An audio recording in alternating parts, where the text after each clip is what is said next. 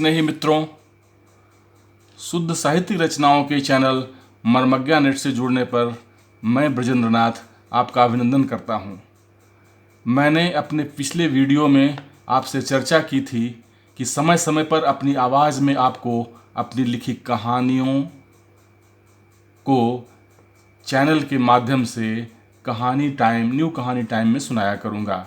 उसी क्रम में आपने मेरी कहानी पिछली सप्ताह और पर्स मिल गया सुनी थी।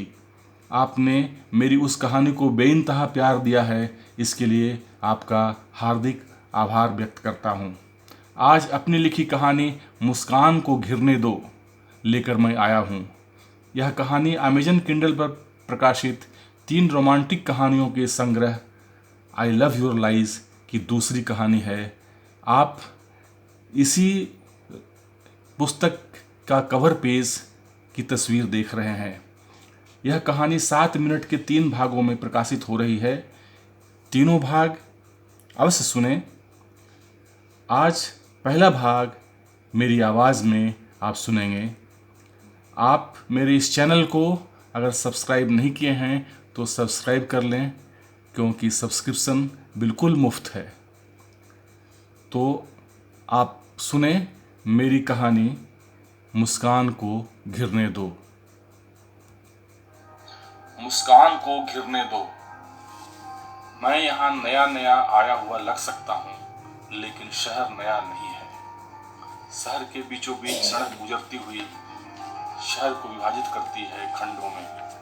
इन्हीं खंडों में से किसी एक में मैं रह रहा हूँ। मैंने जब बेंगलुरु के इस अस्पताल के नए विभाग पीडियाट्रिक न्यूरोलॉजी में ज्वाइन किया है, मुझे स्वयं से किए वादों के पूरे होने की आनंद की अनुभूति होने लगी है।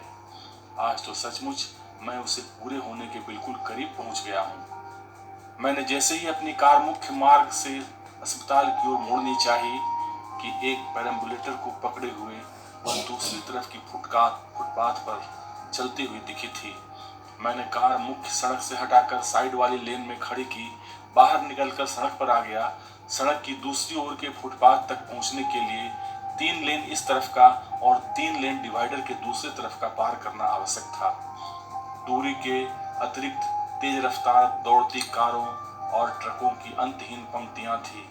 ध्वनि तरंगे हवा के माध्यम में तैर सकती हैं, लेकिन मानव तन नहीं। मेरी आवाज भी यातायात के शोरगुल में दब जाती, इसलिए गला फाड़ आवाज लगाने का भी कोई औचित्य नहीं था।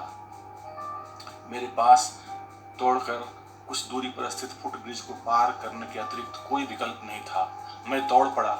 दौड़ते हुए 4 वर्ष पहले के बिताए गए पलों के रेशे उड़ने लगे, मस्तिष्क के तंतुओं को बांधने लगे और मेरे विचारों ने एक क्रम पकड़ लिया जिसमें दिल्ली मेट्रो की तस्वीर उभरती हुई सी लगी।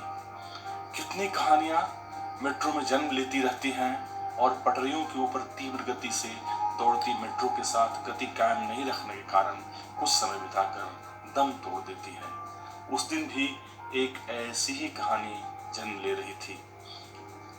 मैं अंदर के डिब्बे में महिलाओं की सीट के बगल वाली सीट पर ही बैठा था। वह लड़की कौसाम्बी में ही चढ़ी थी। मैंने उसे देखा भी नहीं। औपचारिकता बस मैंने खुद ही उठकर उसे सीट देनी चाहिए थी। शायद यह सीट उसके लिए ज़्यादा उपयुक्त थी, क्योंकि यह महिलाओं के लिए आरक्षित सीट के ठीक बगल में थी। सीधा और सपाट जवाब, कोई बात नहीं, आप बैठे रहिए, मैं ठीक हूँ और खड़े होकर यात्रा कर सकती हूँ। मैंने किसी जवाब की अपेक्षा भी नहीं की थी और ऐसे जवाब की तो बिल्कुल ही नहीं। मैं सोचने पर विवश हो गया। क्या सीट देना मेरी धृष्टता थी? क्या मैं सीट देकर उसकी सहानुभूति लेना चाहता था? क्या इस फेवर के साथ उससे मेल जोल बढ़ाकर उसकी निकटता प्राप्त करना चाहता था?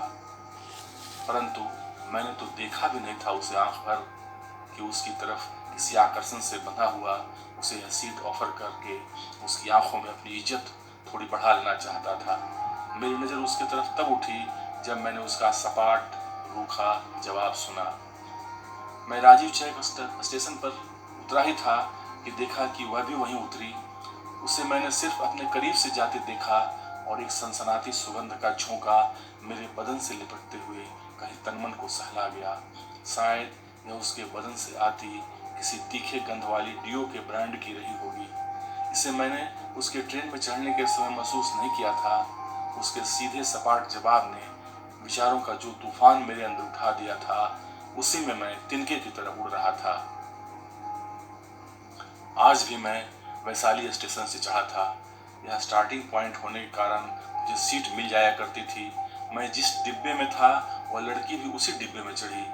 आज उसके साथ एक अधेड़ उम्र की महिला और एक 8-10 साल का लड़का भी था।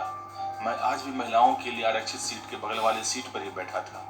मैं अपने मोबाइल पर कुछ गैर जरूरी काम निपटा रहा था। इसमें फेसबुक, ट्विटर आदि सोशल साइट्स का विजिट और गैर जरूरी जोक्स और मित्रों तथा मित्रानियों के व्हाट्सएप पर आए मैसेज को पढ़ना भी था। कोई सुरीली सी मीठी आवाज ने मेरा ध्यान भंग किया था। आप थोड़ी देर के लिए मेरे बीमार भाई के लिए सीट दे सकते हैं?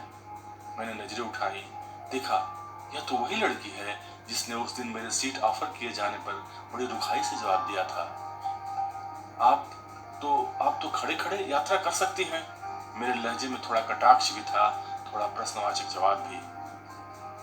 मैं उस दिन के रूखे जवाब के लिए लज्जित महसूस कर रही हूँ। उसकी आंखों से अनुनय विनय के भाव झांक रहे थे। मैंने तुरंत खड़े होकर अपनी सीट छोड़ दी। उसका भाई और उसके साथ अधेड़ उम्र की महिला दोनों ही उस सीट पर एडजस्ट करके बैठ गए। मैं तो चुपचाप खड़ा था। उसी ने बात शुरू की। उस दिन के व्यवहार के लिए मुझे माफ कीजिएगा। I am really sorry. It's okay, मैंने भी सपाट सा जवाब दिया था। मेट्रो ट्रेन की यात्रा में एक खासियत होती है, ट्रेन सीधी चलती है और कोई झटके नहीं खाती है। इसलिए भीड़ भाड़ में आप झटके के बहाने किसी पर गिरने या किसी के बदन के किसी खास हिस्से को छूने का एडवांटेज लेकर आई एम सॉरी भी नहीं बोल सकते। जब किसी के द्वारा मेरी बाहों को छूने का एहसास हुआ तो सबसे पहले तो मैं खुद को संयत करते हुए अंदर ही अंदर ये ढूंढने की कोशिश करने लगा कि मैंने तो किसी को नहीं छू दिया है। मेरी बाहों को छूने या छू जाने के बाद फिर वही सुरीली आवाज, सुनिए, क्या मुझे अपना मोबाइल नंबर दे सकते हैं? मैं तो हतप्रभ था। आज तक तो मैंने सुना था और देखा भी था कि लड़का लड़की का मोबाइल नंबर मांगा करता है। आज तो लड़की ही मोबाइल नंबर मांग रही है। क्या बात है? भाग्य के दरवाजे खुलने वाले हैं या कोई नई मुसीबत खड़ी होने वाली है? आप शायद सोच रहे होंगे कि अजनबी सी लड़की मेरा मोबाइल नंबर लेकर किसी नई मुसीबत में तो नहीं डाल देगी। आपका सोचना बिल्कुल सही है, ऐसा हो रहा है, पहले भी ऐसा होता आ रहा है। मैं आपकी ऐसी सारी आशंकाओं को निर्मूल करते हुए अपना मोबाइल नंबर दे रही हूँ। ऐसा कहते हुए उसने अपने पर्स से एक कागज का टुकड़ा निकाला जिस पर उसका मोबाइल नंबर लिखा था।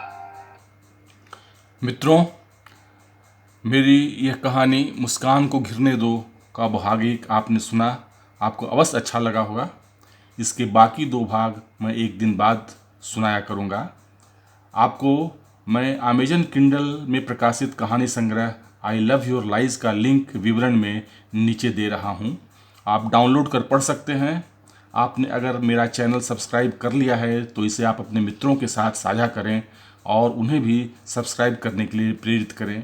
इसे लाइक करें और बेल आइकन अवश्य दबा दें ताकि नया वीडियो अपलोड होने पर उसकी सूचना आपको मिल जाया करे। तो मिलते हैं कहानी के भाग 2 के साथ एक दिन बाद। धन्यवाद, बहुत बहुत धन्यवाद।